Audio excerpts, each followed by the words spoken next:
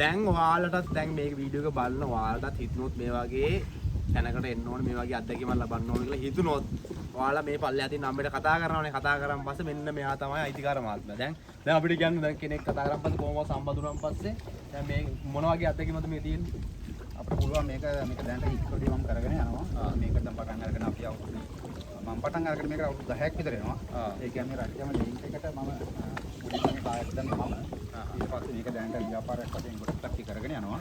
එතකොට දැනට මේ විදේශිකයන් අතර ප්‍රචලිත වුණාට දැන් වර්තමානයේ අපේ මේ ශ්‍රී ලංකා සංචාරකයෝත් දැන් මේක ලදින්න පුරුදු වෙලා තියෙනවා. මොකද ඒක දැන් මිනිස්සුන්ගේ තියෙන කාර්ය බහුලතාවයත් එක්ක ඇති වෙච්ච මිනිස්සුගේ පීඩනයත් එක්ක නිදහස් කරගන්න හික්කොට ප්‍රදේශයට ආවන් පස්සේ ඒක වෙනම අත්දැකීමක් නේ. වෙනවා අත්දැකීමක්. එතකොට මේක මේ රාජ්‍යම ලැබුණේ තියෙනවා විවිධාකාර පරිසරය. අපි ප්ලේස් එක මොකක්ද මේ මේක කියන්නේ අපි මේක දැන් අපි තියෙන්නේ රාජ්‍යම ලැබුණේ. රජගම ලැබුණේ. රාජ්‍යම කලපුව. රජගම කලපුව තමයි මේක. එතකොට හික්කොඩි ඉඳලා මේකට කිලෝමීටර් 5 වගේ දුරක් තියෙන්නේ.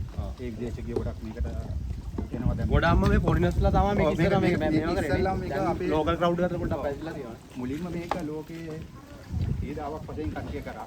එතකොට ඊට පස්සේ මේක පැතිලා සංචාර ව්‍යාපාරයට ඉස්සර ඉන්නවා. ඒක එක්කම ඉස්සර කොහොමදයි ටයිම් ඩියුරේෂන් එක පොඩ්ඩක් එකක් කියනකො කට්ටිය ඩියුරේෂන් අපි මෙතන ප්‍රයිස් එකයි එක ප්‍රයිස් එක මෙතන අපි ලෝකල් එකේ 1500යි කරනවා. රුපියල් 1500ට කොච්චර ටයිම් පැය දෙකක් මේක කරගෙන යනවා. පැය දෙකක් පදින්න පුළුවන් මේකනේ. එයාගේ උගන්න පහසුකම් පස්සේ අපි දැන් ගයිඩ් කෙනෙක් දෙනවා යනවා ගංගේ. ලක්ෂණ තැන් පෙන්නන්න කුරුල්ල ඉන්නවා වඳුරෝ. ඒතකොට කීයකට යන්න පුළුවන්ද මේ බෝට් එක? අපි කියනවා සිල්ලරා මේ කයක් කියලා කියන්නේ කයක් කියලා. තමන් කැමති විදිහට අපිට පුළුවන් ඒක පිළිදෙන විදිහට අපිට එයාට අවශ්‍ය දේ අපිට කරලා දෙන්න. එහෙනම් ඉතින් ඔන්න ඔයාලත් මේ වගේ ෆන්නයක් ගන්න ඕන නම් මේ අයියට කතා කරලා මෙතනට එන්න අනිවාර්යයෙන්ම අපි දැන් දීලා බලමු කොහොමද මේකේ තියෙන අත්දැකීම කියලා. අපි යමු ඉස්සරහට. හරිද? හොඳයි.